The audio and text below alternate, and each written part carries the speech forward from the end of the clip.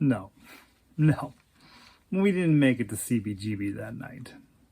We were walking down Waverly from Washington Square, pretty chilled out after Daryl was all lovey-dovey gross back at the apartment.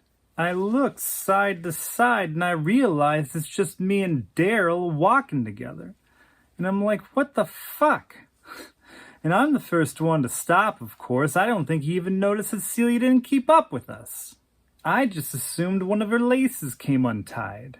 But I turn around and I see Celia standing there gawking up at the sky. I said, what's up, Cece? You look like a tourist. She didn't say anything. Celia? She looked at me and I thought she might cry. She said, that's it. And pointed up at the apartment building on Mercer and Waverly. It was taller than anything else around. It was out of place in the West Village. And I knew what she meant. And Daryl asked, what? Of course Daryl didn't know. A deli's sign hummed above us. The building, Celia told us, where Anna was thrown off. I haven't walked by here since the trial started.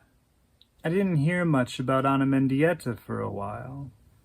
But Celia started bringing her up again because the trial was in the papers. It was wild. The art world was up in arms about the case. The minimalists and everyone who loved him said Anna's minimalist husband was innocent. And the feminists were all saying that he threw her out the window. It was like two rival gangs, sharks and jets, minimalists and feminists. The two of them couldn't even talk to each other during the trial, or else they'd tear each other apart. Celia just kept standing there, staring up at the building like she couldn't believe how tall it was. She needed somebody to hug her. And I looked over at Daryl, and that fucking goon just stood there rolling his lips into his mouth like a moron. I smacked his arm with the back of my hand and motioned him to Celia, like, go to her. He kind of sauntered over to her, wrapped his arms around her. At first, I didn't know if she'd let him hug her. I thought she was going to pull away, and I felt bad because I just made things worse. But then she kind of went limp and fell into his arms. She rested her head on his shoulder. I might not have liked Daryl at all, but he somehow made Celia feel good. Then he mumbled, I'm sorry, babe. Are you taking the news hard? She still had her head on his shoulder.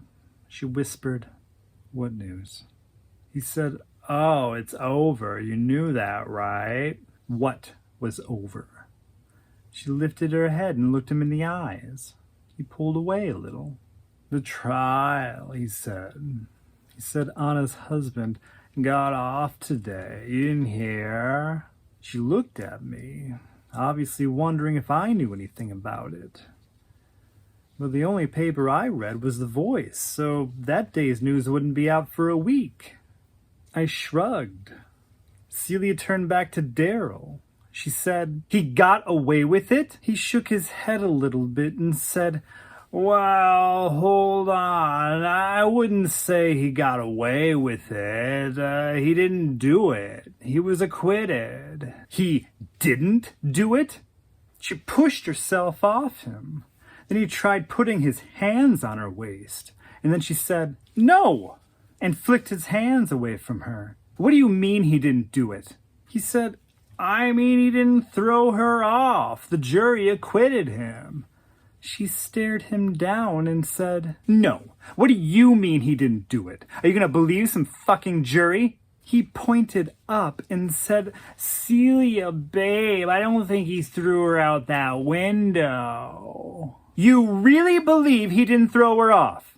He stuttered, well, yeah, babe. And she shouted, you fucking asshole!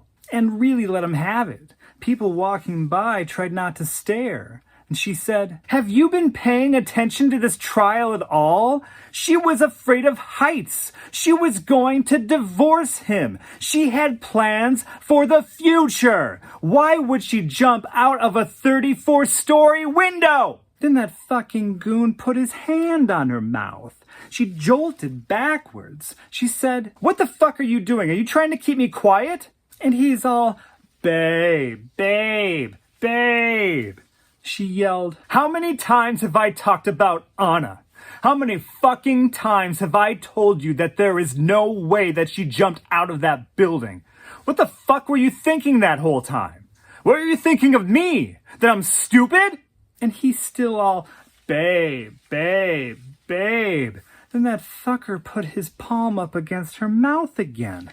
And she said, No. You're taking their side. You're afraid that you'll never be a big deal if you don't, aren't you? You're fucking pathetic, Daryl. Somebody got murdered and you won't admit it because you want to what? Represent Donald fucking Judd? You're pathetic. And you call other artists sellouts. I guess that riled him up. He fucking grabbed her by the arms. He shook her a little bit. I shouted, "What the fuck are you doing?" He twisted his neck and saw me ready to pounce on him. He looked like a scared little boy. He turned back to Celia, then back to me.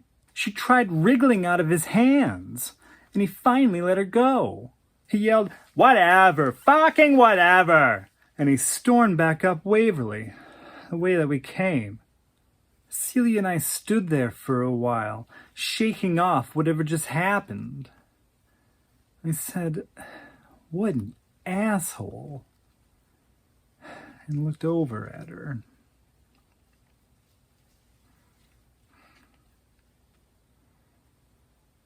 I don't know why she didn't say the same thing.